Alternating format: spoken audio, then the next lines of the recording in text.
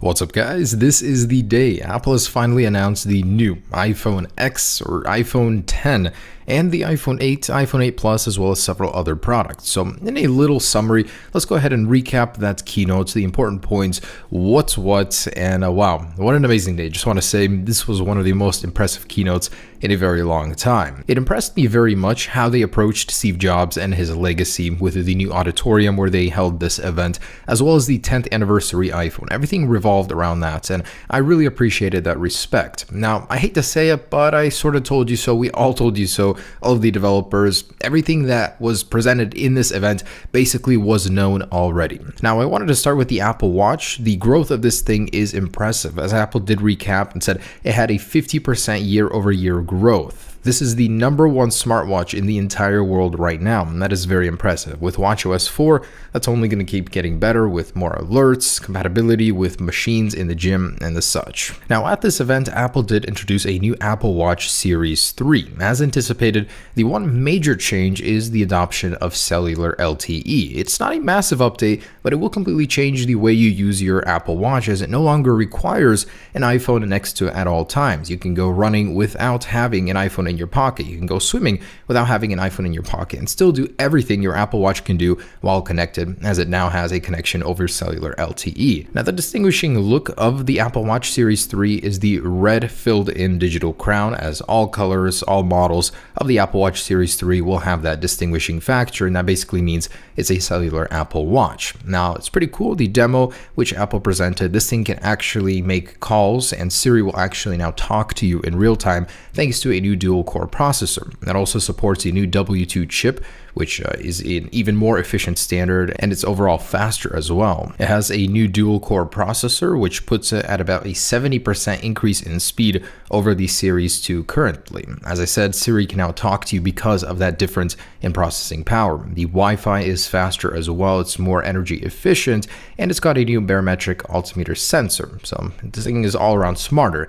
Now, in order to make the LTE happen, it took some crafty engineering. They actually put the antenna into the display, and this thing is the same thickness as a Series 2 currently. The actual back glass panel did come out 2 sheets of paper thicker, but it's still the same size in general, which is cool with all these changes. It has a new exclusive ceramic gray color matching the old ceramic white color, which is cool, and it does have a new blush gold color in sport as well. There will be 2 distinguishing models, one in cellular and one without if you don't need that feature. You also get the ability to use Apple Music, the entire 40 million song library from your watch, which is really cool. It launches on the 22nd with pre-order starting this Friday the 15th. Apple did also launch a new Apple TV 4K with support for high dynamic range Series 10 and Dolby Vision. Now, it's a very impressive thing to see it in the demo. The colors appeared much more vibrant. You know, seeing the standard 4K next to it, there was a clear distinction there. Images in the dark, definitely you can see more of the light and dark fused together a little bit better,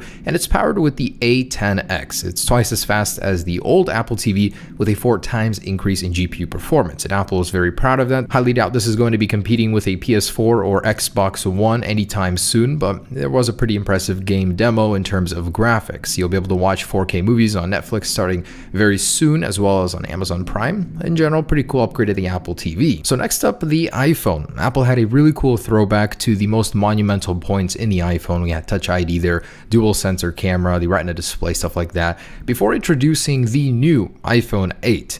And honestly, I didn't expect this thing to look this good. This one has the new blush gold color that was talked about for the iPhone X, and man, with that mirror finish glass on the front and back, it looks fantastic. So that is the iPhone 8 and iPhone 8 Plus in terms of naming. It now comes in 3 new colors: silver, space gray. I'm surprised they actually brought that one back, and a new gold finish. They didn't officially call it blush gold, but it very strongly resembles that color that we've seen. It does have an aluminum band, so no stainless steel band, but it does have a new 7-layer color process, so the colors are going to appear very juicy in person. I'm not talking about the display, the actual color of the phone. Apple says it's their most durable glass on a smartphone ever. So that's something. It has a new IP68 water resistance rating and a new Retina HD display. So Apple added true tone color to this display, meaning that you're going to get a true ambience like on the iPads. There's also new 25% louder with deeper bass stereo speakers, which I am very excited to try out. as well as the new Apple A11 Bionic, their next generation processor, the most powerful in a phone ever. Apple was actually extremely proud of this, and they went over this many times, all of the specifications for it. It is a 6-core processor. 2 of the faster cores are 25% faster than the A10, and the 4 slower cores are 70% faster than the Apple A10 processor. Huge change all around. It actually has half the power requirement of the A10 as well. That means efficiency is going to be very key here too. That is so cool. This is the first GPU that has been made in-house by Apple, and it's 30% faster than the A10. The cameras here are actually a very significant bump. They're considerably larger and accept an 83% more light over the iPhone 7 and 7 Plus. The optical image stabilization is now dual on the iPhone 8 Plus, which is neat, matches the Galaxy Note 8, and the apertures are lower as well, accepting in more light. Really cool all-around changes. Apple did introduce a new portrait light mode as well, which allows you to adjust the lighting in real time, which was a very impressive demo as well. You can actually get a very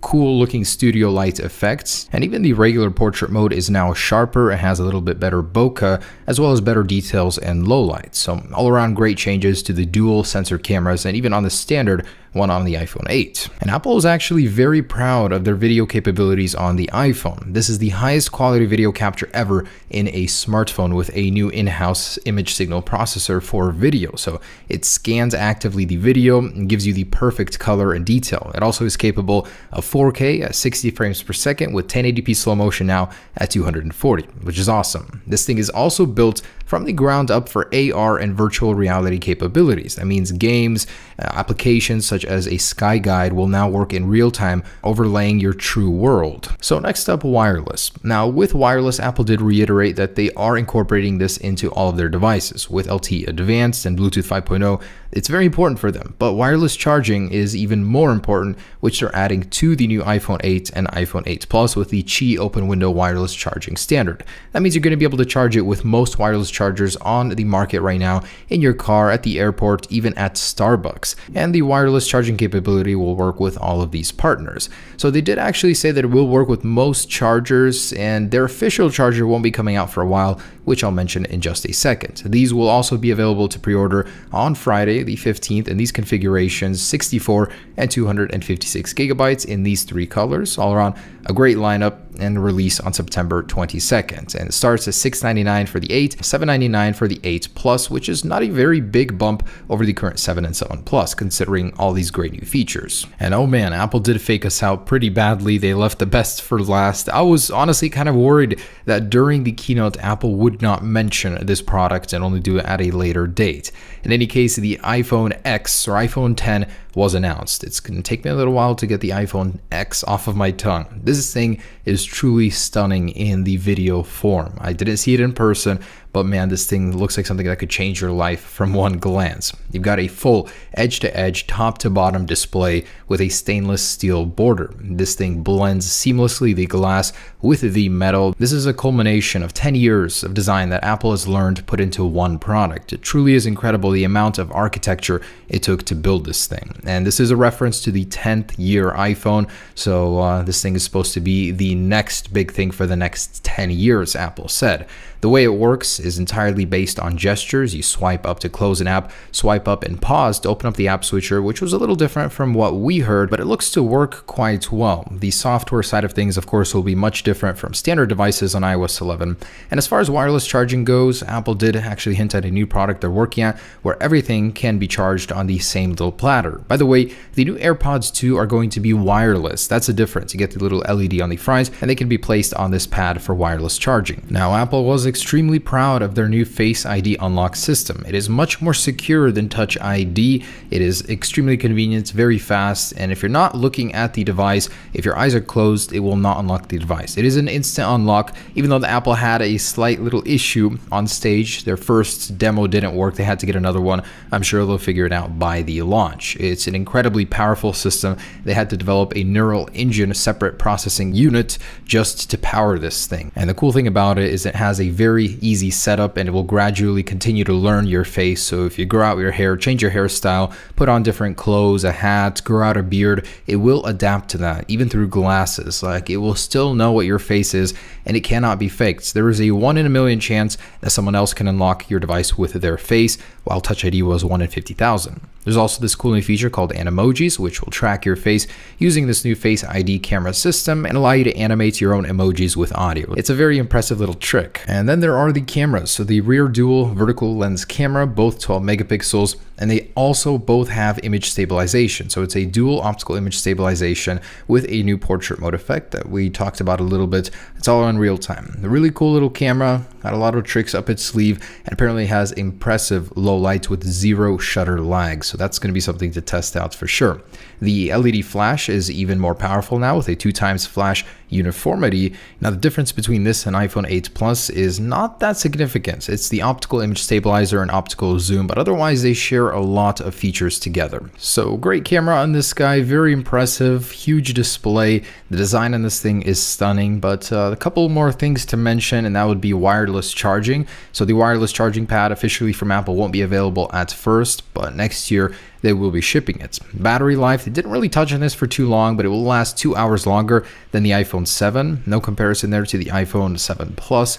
Processing power, same A11 Fusion chip with the neural engine. 4.3 billion transistors. That is insane. Can't wait to see how this thing is in real life, guys, but it will be available in October on the 27th with a release on the 3rd of November. So overall, a great keynote, lots of great products. The iPhone X really did impress me. There wasn't really much I learned that we didn't know already, but the custom OS on it looks really neat. So there were a couple things that were wrong. The app switcher card view is overlaid. It's not individual like we learned about before.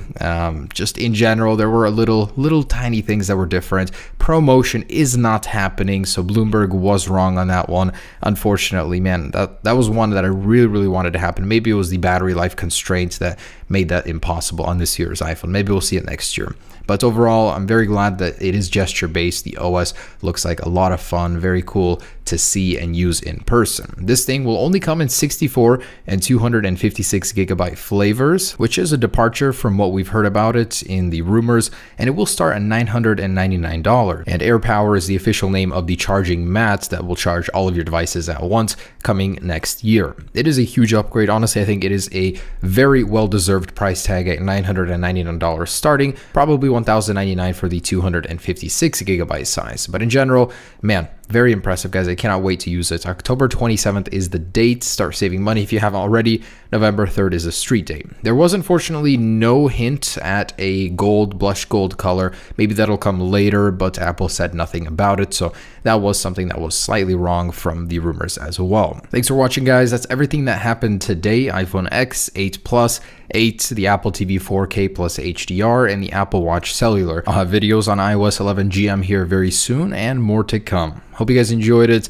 Great update today from Apple. Lots of great products. Can't wait to use them and review them on this channel in person. Peace.